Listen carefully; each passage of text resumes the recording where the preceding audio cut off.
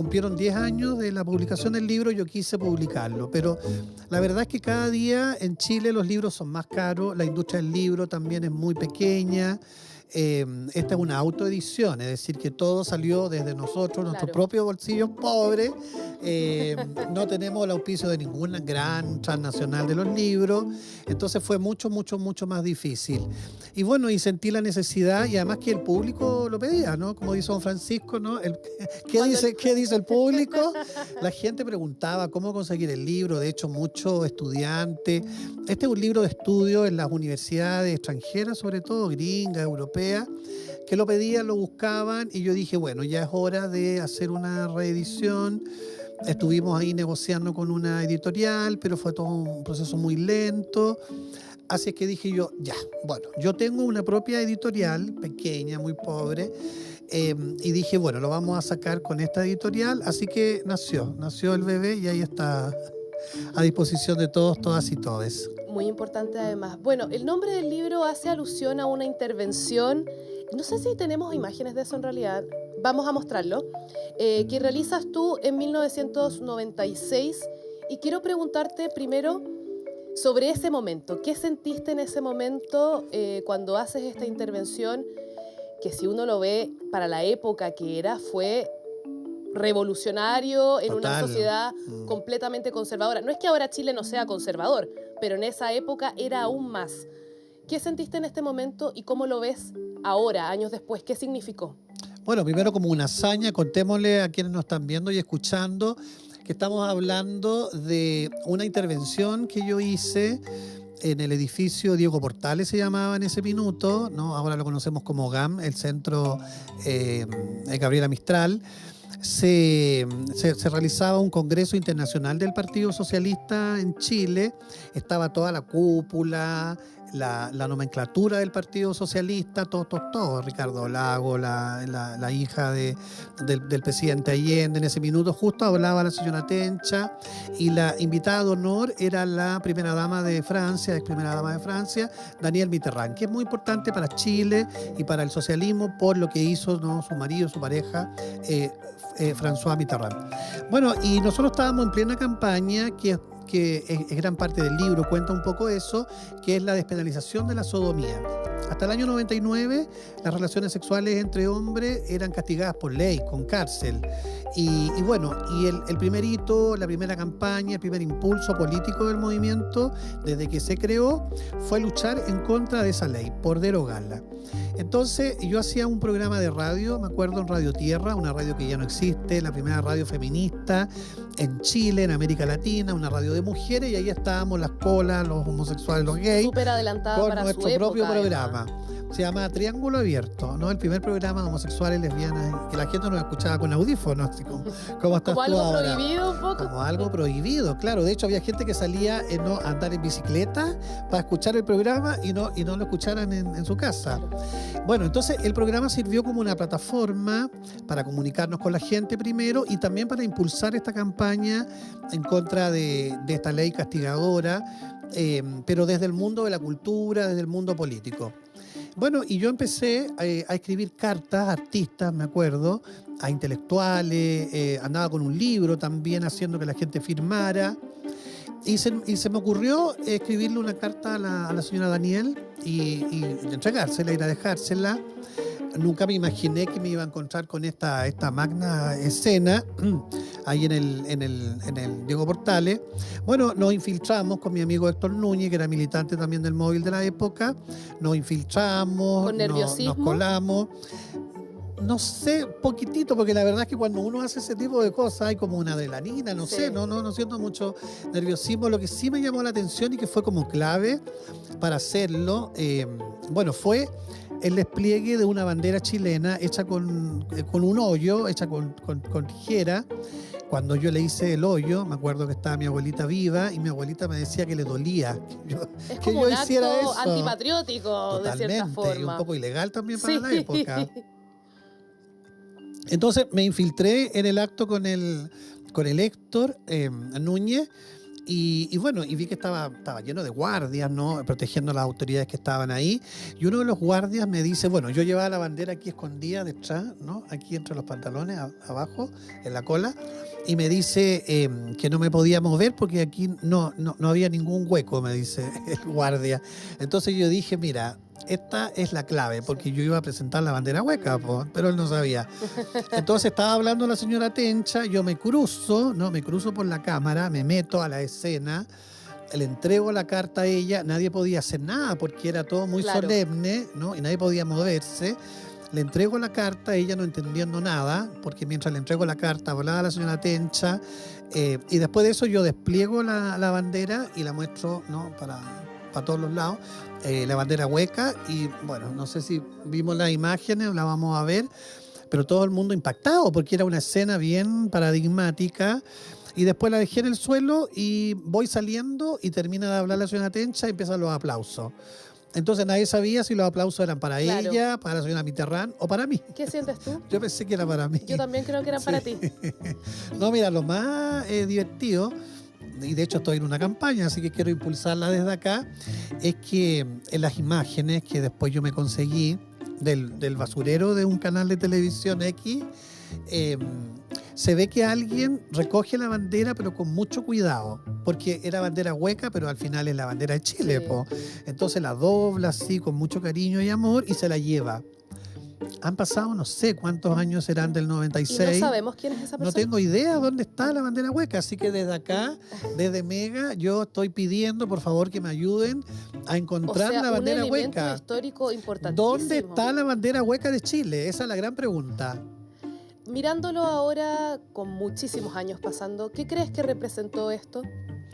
Mira, cuando hicimos ese acto, después redactamos un comunicado, porque la verdad es que nadie entendía mucho de qué se trataba, e hicimos una metáfora con grandes problemáticas de Chile. Dijimos que hueco es el mineral de Chuquicamata, ¿no? El cobre es el pan de Chile, como dijera Allende. Hueco es la capa de ozono, ¿no? Que cada día estamos en una crisis climática mayor. Y también hueco son los huecos, son los oficios, ¿no? Son los orificios donde debiesen estar enterrados los detenidos desaparecidos. Y hueco es la denominación popular de homosexual, de maricón, de coliza, colipato. Entonces quisimos unir todas esas luchas, todas esas causas para decir que la demanda homosexual es una demanda hueca, vacía, mientras no esté resuelta en nuestra vida política, cultural y social.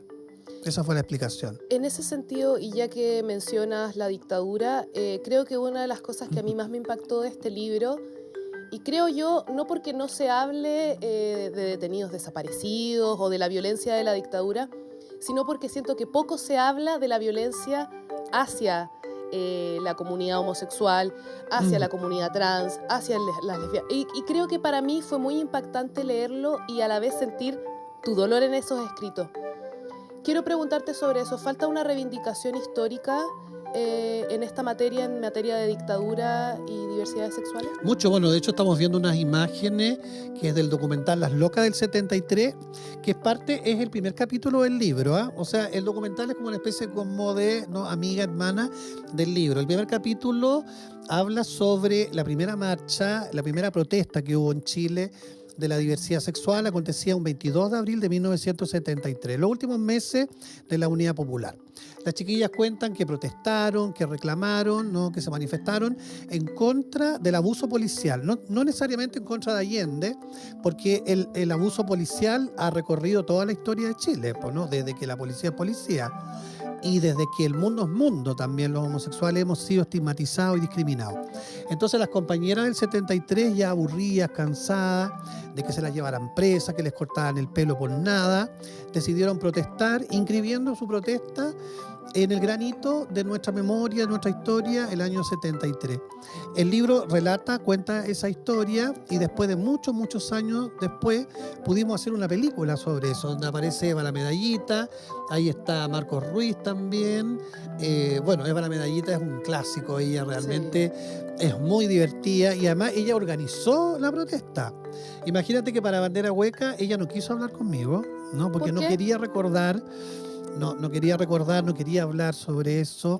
Y después de 35 años, que yo la perseguí, después de 35 años me dio una entrevista, hicimos el documental y justo coincidió con los 50 años del golpe. Entonces, respondiendo a tu pregunta, creo que Chile está en deuda con esa generación de las primeras personas que se activaron, que protestaron. Con las locas del 73 no ha habido ninguna investigación sobre la violencia, sobre los ejecutados, por ejemplo, ¿no? Las personas que fueron torturadas, asesinadas por militares en esa época. Hay antecedentes, el documental lo cuenta, lo relata con nombre y apellido. O sea, Marcela Di Monti, que estuvo... Marcela Di Monti es una compañera trans adulta mayor, vecina allá en mi barrio, en Conchalí. Ella estuvo detenida en el Estadio Nacional cuando tenía 16 años. Fue una prisionera política. ¿Quién se hace cargo de esa historia, de esa memoria? Nos hemos reunido con distintas autoridades, de hecho con el subsecretario de Derechos Humanos, hemos conversado de esto, nos hemos sacado fotos, pero no hemos pasado eso. Lo que las compañeras buscan, y también busco yo a través de estos escritos y de estos ejercicios de la memoria, que esto se transforme primero en actos reparatorios, de investigación, que se sepa lo que ocurrió, quiénes fueron, o sea, verdad, justicia, compromiso de no repetición y sobre todo una reparación a las compañeras adultas mayores. Ahora, ¿cómo se concreta esa reparación? Tendrá que verlo el Estado. Pero aquí ha habido reparación para detenidos desaparecidos, para ejecutados, para torturados. ¿Por qué no pensar también en la importancia, necesidad de reparar a estas personas que han hecho un aporte a la vida cultural, a la vida democrática de Chile? ¿Esa cercanía que han tenido con la subsecretaría ha sido durante este gobierno? Durante este gobierno, sí. Bueno, antes... ha sido difícil. Bueno, de hecho, el mismo libro cuenta, desde que se creó el móvil, el año 1992, siempre buscó reunirse con los presidentes de la República. El primer presidente de la democracia, Patricio Aylwin, no nos quiso recibir. Es más, en su primera gira a Europa, él dijo que en Chile no se discriminaba a los homosexuales, lo que para los periodistas europeos era falso, porque era evidente. Estaba la ley esta, el 365, una sociedad discriminadora también, ¿no? Conservadora, pacata. Hemos avanzado, hemos crecido. Ricardo Lagos tampoco nos quiso recibir, la presidenta Bachelet sí en su segundo periodo, pero lo paradigmático es que el primer presidente que recibe a un grupo homosexual es el presidente Piñera, un presidente de derecha, que al parecer fue el que más se abrió a estos temas y tuvo bastante suerte Piñera, porque todas las leyes de avanzada finalmente terminaban en su periodo. Sí. Acuérdate que los presidentes estuvieron jugando, ¿no?, a las cambiaditas. Sales tú, me meto yo, con Bachelet estuvieron casi, ¿cuánto? 20 años, 5 años cada uno, 10 años cada uno.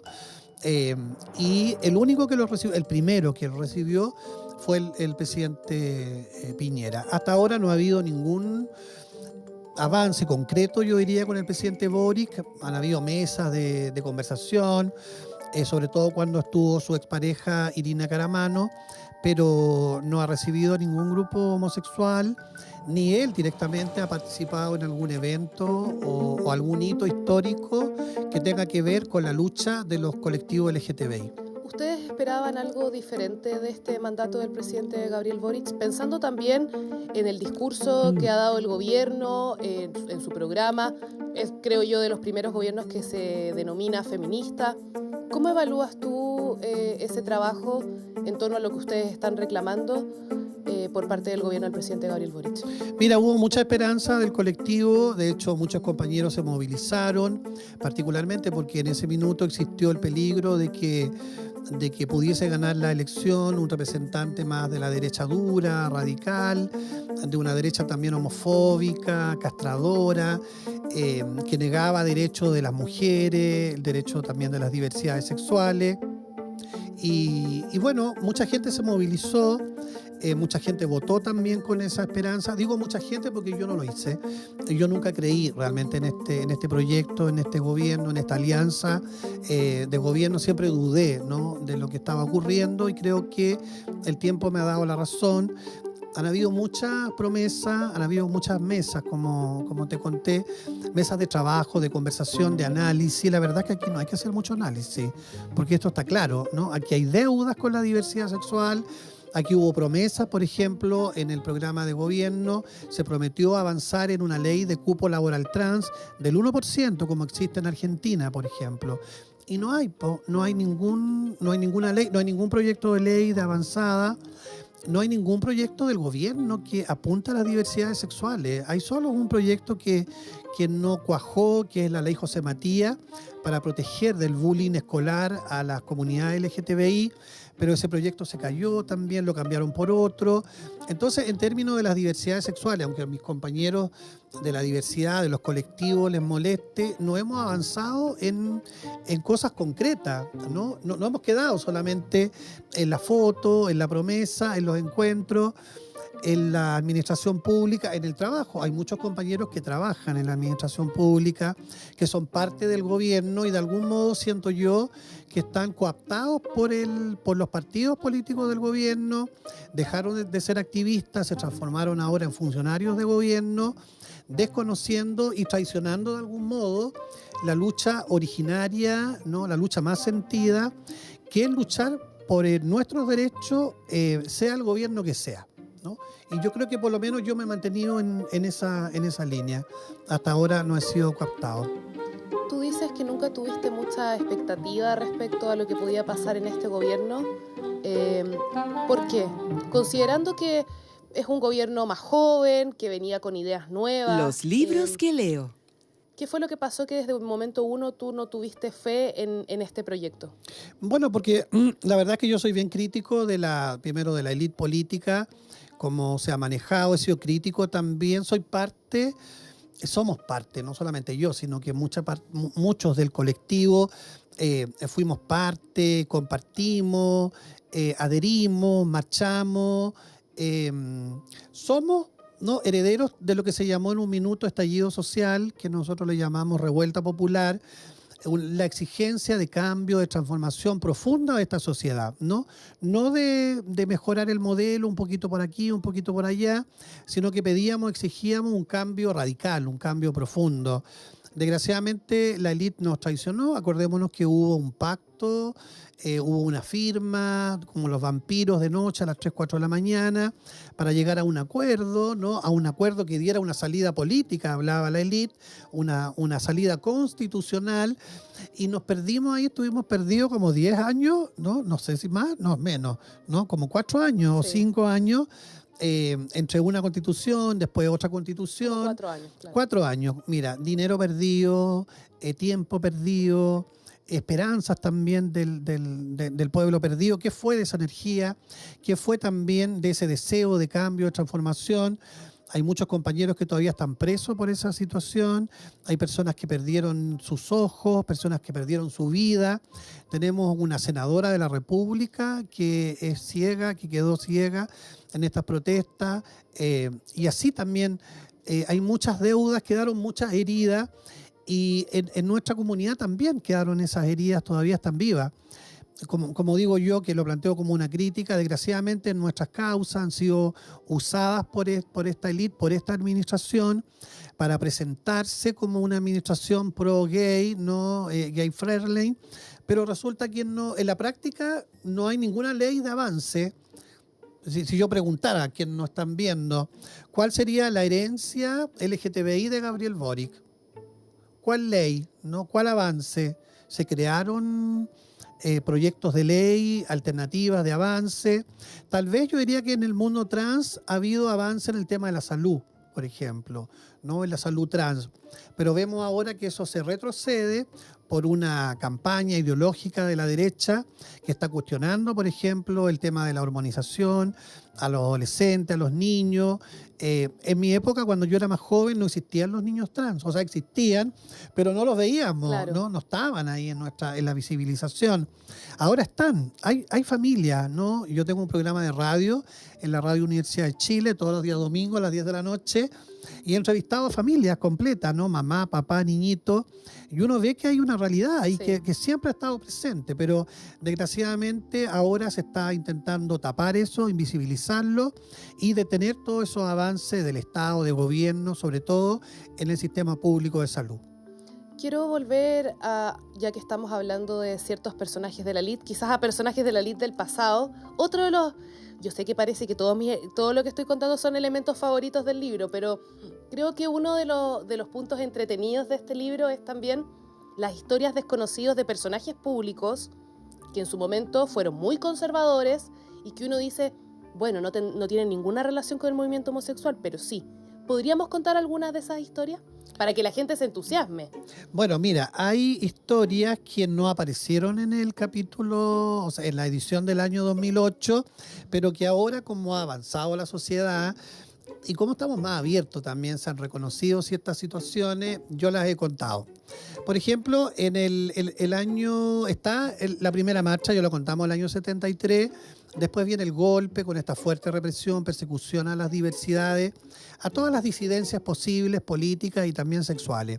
El año 77 se organiza un grupo que se llama Integración, en plena dictadura, cuando había toque de queda, cuando había impedimento de reunión y la muerte estaba ahí en la esquina de tu casa, si no estaba incluso dentro de tu casa. Se corría mucho riesgo organizarse. Pero estas locas patúas, duras para el concurso, como decimos nosotras, ¿no? Se organizaban y conversaban en casa, hacían reuniones en casa para saber, para investigar la homosexualidad en lo científico, en lo social, cultural, religioso. En fin, y hicieron muchas actividades, pues hicieron incluso hasta un congreso, llegaron más de 100 personas, había un cura dentro del grupo que hacía ceremonia de matrimonio en ese tiempo, ¿no? Claro. Finales de los 70, principios de los 80. Entonces cuenta Ricardo Oyarzún, que nuestra audiencia debe conocer muy bien, el famoso diseñador de moda. Él fue parte del grupo de integración, él integró ese grupo. Y él cuenta que en los primeros años de los 80 se acerca una persona amiga del grupo de integración, una ex ministra de la dictadura de Pinochet, a advertirle que era mejor que se disolvieran porque la Junta ya los tenía identificados y que podían correr riesgo. Esta persona es la ex ministra de Justicia, Mónica Madariaga, y que todos quedaron muy sorprendidos porque arriesgarse a eso en el estatus que tenía ella y quien representaba también ella. Entonces ella tuvo un gesto, una alianza LGTBI, dice Ricardo Oyarzún, tal vez por su instinto o por su propia deseo, por su propia identidad, orientación. Ella quiso tener esa alianza. Y esto lo relata y lo cuenta el libro. Hay otras escenas, por ejemplo, un poquito, diría yo, más polémicas, más complicadas, que tienen de protagonista al fundador de la UDI, el ex senador Jaime Guzmán. Bueno, cuenta la historia que fuimos a un panel de una universidad privada, allá por Providencia. Entonces estábamos nosotros, Juan Pablo Sutherland, que es un escritor muy importante, y yo, y estaba también dirigente de la UDI, en este caso el exdiputado Darío Paya, que en ese tiempo no era diputado, pues era dirigente de la UDI. Entonces me preguntan a mí si hay homosexuales en la derecha. Bueno, una pregunta bien difícil de responderla. Bueno, y yo no sé, de esa perspicacia de la loca tal vez. Y yo digo que sí, que hay dirigentes homosexuales vivos y muertos. Entonces nos empiezan a exigir el nombre del muerto, imagínate, el nombre del muerto. Nosotros nos mirábamos con la Juan Pablo y estuvimos harto rato ahí dudándolo, hasta que aparece un nombre, ¿no? Decimos el nombre. Bueno, cuento corto, nos amenazaron, nos quisieron pegar, se suspendió el foro y no sé qué pasó con esas imágenes, con ese foro.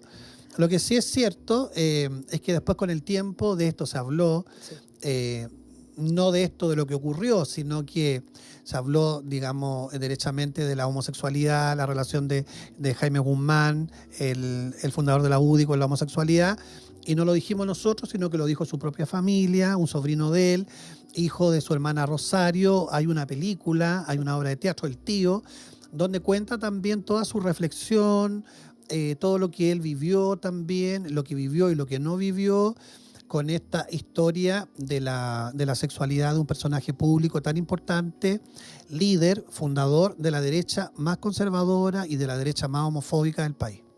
Otro personaje relevante en el cual se habla en el libro es Rolando Jiménez. En su momento, el libro, la primera edición, por lo que tengo entendido, no publica la carta que hace en su momento el móvil. Hablemos un poco de eso, de esta... Bueno, es uno de los movimientos más importantes hasta hoy, digamos, con una historia que conocemos todos, pero se relatan quiebres que yo, no sé si porque no había nacido en esa época o qué, no conocía.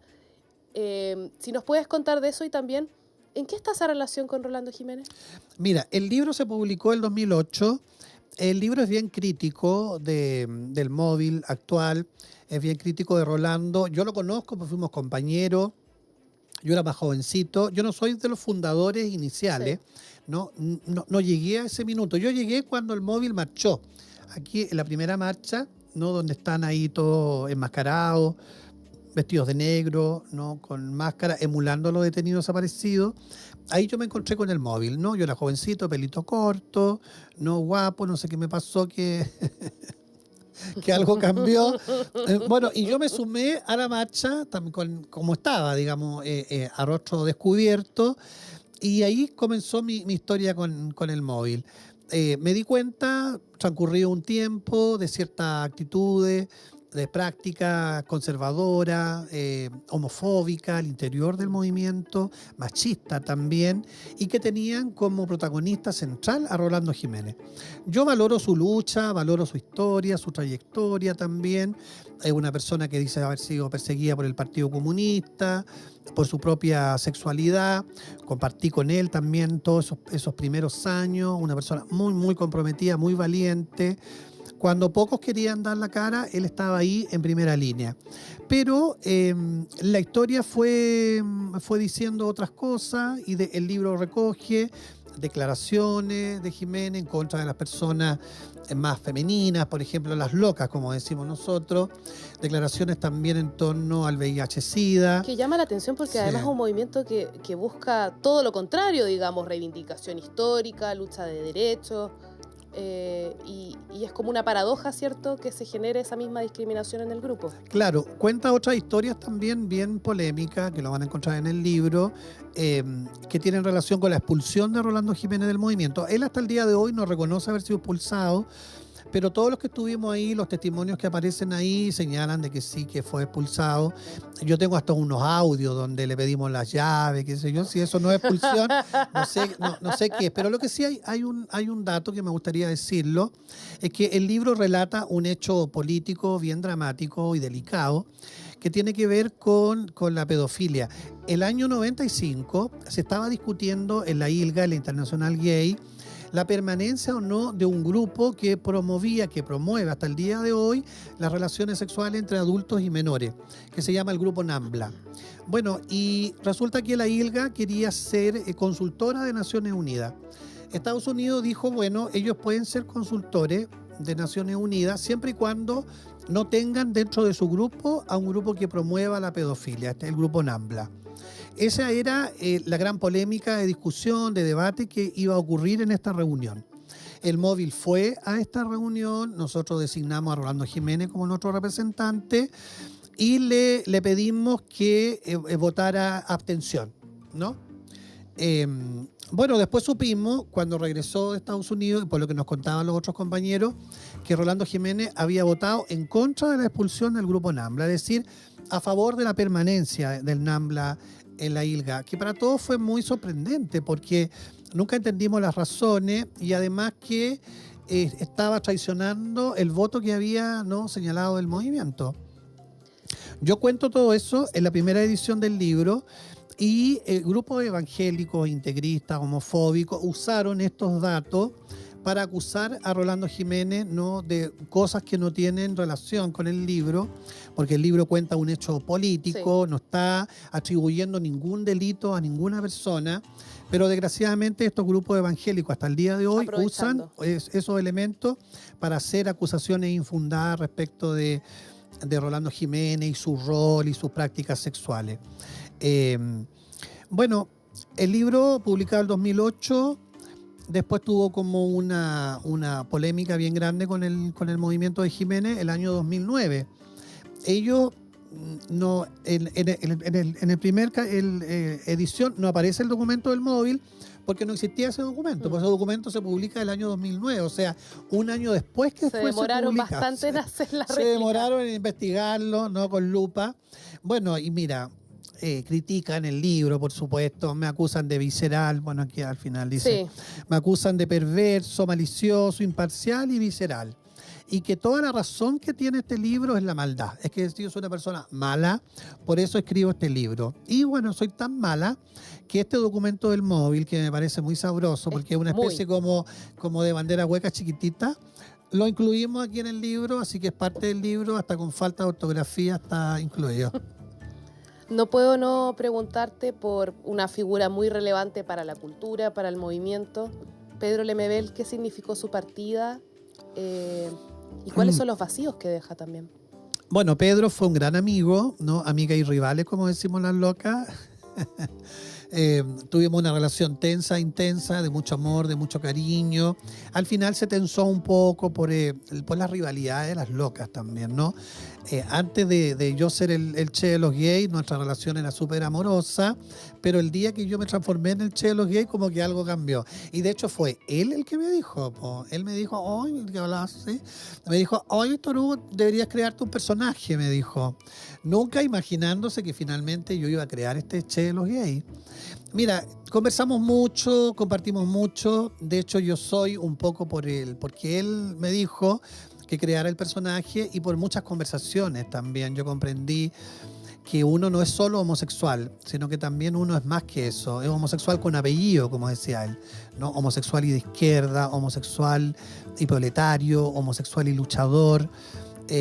Aprendí también de la importancia de la lucha por los derechos humanos, de que nuestro corazón está en la izquierda, por eso que me diferencio de los homosexuales de derecha, que si bien ellos tienen todo el derecho, ¿no?, a ser como ellos quieran ser, nadie es perfecto, si ellos quieren optar por una opción política, pero no es la opción política que defiende su derecho, su vida, ¿no? Pero bueno, la libertad es libre, como se dice. Y con Pedro aprendí a mirar con ese ojo de loca, no se equivoca. Fue muy triste su partida, yo la acompañé también en sus últimos minutos. Hasta el último minuto él fue una persona muy alegre y muy perspicaz y además muy bromista. Voy a contar un solo hecho. Me encanta. ¿No? Estuvimos, bueno, siempre nosotros nos peleábamos y estábamos peleados un mes o, no sé, 20 días y después nos reconciliábamos y así estábamos, ¿no? Como esas amistades tensas, intensas. Pero muy, muy, muy intensa. Y me acuerdo que un amigo me cuenta que el Pedro estaba muy enfermo, nadie se imaginaba la gravedad de su enfermedad y tampoco nadie se imaginaba que iba a morir, sí. Tampoco él, ¿no? Por eso que no dejó nada escrito, no dejó ningún testamento. Entonces voy a verlo y me acuerdo que él estaba de espalda mirando así en la clínica López Pérez, estaba mirando como el horizonte y cuando se da vuelta me ve, ¿no? Y con la voz que tenía dice, ¡guardia! Llamando a los guardias. Imagínate, y todos nos quedamos así. Yo me asusté realmente porque yo pensé que de verdad estaba llamando a los guardias, po. Y no, era una broma. Era una broma del Pedro. Conversamos harto, me preguntó mi abuelita, me preguntó en qué estaba yo. Me invitó a la última cena, porque hubo una última cena esa vez en su casa, el día 31 de diciembre. Y ahí estuvimos un grupo de amigos compartiendo con él, viendo los juegos artificiales por la tele, que le encantaba ver los juegos de Valparaíso. Y fue la última vez que estuvimos con él, digamos, en lo privado. Mira, se ha especulado harto de que yo no era tan amigo y que el Pedro no me quería, por ejemplo. De hecho, Óscar Contardo en su libro, en la biografía de Pedro Lemebel, Loca Fuerte, se atreve a decir eso, digamos que el Pedro no me quería y todo. Puede ser, sí o no, no sé si el Pedro quería a alguien realmente. Además que nadie puede ponerse en la cabeza de él, saber a quién quiso, cómo lo quiso. Lo único que yo sé, que me lo contó el negro Armando, que estaba esa noche del 31, que el Pedro preguntó, porque estaban todos antes que fueran las 12 de la noche, po. Quedaban como 3 minutos, ponle todo. Entonces el Pedro pregunta, ¿y la Víctor Hugo? Por mí, ¿no? ¿Dónde estaba la Víctor Hugo? Termina de preguntar y suena el timbre y era yo. Entonces, bueno, si la loca no preguntaba por mí en ese minuto, digamos, cuando la vida se le iba, cuando eran los últimos suspiros también de su loca existencia, si preguntó por mí es por algo, po. De todas Entonces maneras. yo entrego solamente ese dato para desmentir, ¿no?, este libro infame, Loca Fuerte, de Óscar Contardo. Se nos está acabando el tiempo, pero tengo que hacer una última pregunta. ¿Quién crees tú que toma ahora la bandera de lucha? ¿Quiénes son los referentes ahora del movimiento? ¿Existen? Yo creo que son las infancias trans, esas infancias trans castigadas ahora, que quieren ocultar, estas infancias trans que quieren quitarle derecho también a su propio cuerpo, a decidir también por su propio cuerpo. Es muy impactante porque tú sabes que yo viví muchos años con mi abuelita Luzmira, ella es parte del libro, es parte del documental también, El Che de los Gays, una mujer de campo, una mujer muy sencilla, no comprendía esto de la homosexualidad, la verdad, ¿no? Ella no quería que yo fuera homosexual, ¿no? Me decía que podía hacerlo, pero para callado, o sea, que no lo contara, que no lo dijera. Y cuando me veía en la televisión y todo, como que le daba un poquito de vergüenza a mi abuelita. Entonces, poco a poco, como que la fui yo como convenciendo, ¿no? Y educando sobre la homosexualidad, hasta que aparecen los niños trans en la televisión.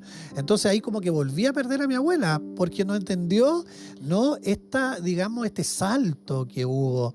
Me imagino hecho, que le costó la primera parte, esta segunda debe haber sido muy claro, difícil. porque de hecho para nosotros mismos, que somos locas más viejas, para nosotros los trans siempre eran como personas mayores, ¿no? Nunca adolescentes. Y ahora hemos descubierto que los trans, primero siempre, las trans siempre han existido, que hay trans masculino, femenino, que hay personas no binarias también. O sea, hay una multiplicidad de sexualidades. Como dijera nuestra querida poeta fallecida Carmen Berenguer, hay sexualidades por venir que no sabemos también cómo se van a realizar. Para las locas antiguas era, no sé, maricón, lesbiana y travesti, y eso sería, ¿no? Homosexual, lesbiana y travesti, y nada más. Pero ahora vemos un abanico de diversidades sexuales, de género, de identidades. Yo creo que ese abanico nuevo, sobre todo de las infancias trans, es el futuro. Ahí está la posta, ahí está también, ¿no?, la memoria de nuestra lucha. Por eso que el libro hace ese recorrido, primero con las personas adultas mayores, hasta terminar también, espero yo, en una segunda ya edición, pero ya el libro avanzado, que sería como Bandera Hueca 2.0, hasta llegar ahora con la historia de las infancias trans, de la escuela Amaranta. Aprovecho de enviar un saludo a nuestra querida amiga Evelyn Silva, a su hija Selena. Tú sabes que hay un colegio para niños trans que funciona aquí en Ñuñoa. Sí. Ojalá que no hubiera un colegio para niños y niñas trans, que ellas y ellos y ellas pudiesen estudiar en los colegios como estudian todos. Todo el mundo. Que no fuesen segregados, pero desgraciadamente son segregados, son discriminados. Hay una alta tasa de personas trans jóvenes que se suicidan. Por eso que era importante este proyecto de ley José Matías, Sí. porque hay que impedir, hay que poner un coto, hay que poner una barrera a la discriminación, al estigma, ¿no?, y también a los crímenes de odio. Basta ya de crímenes de odio.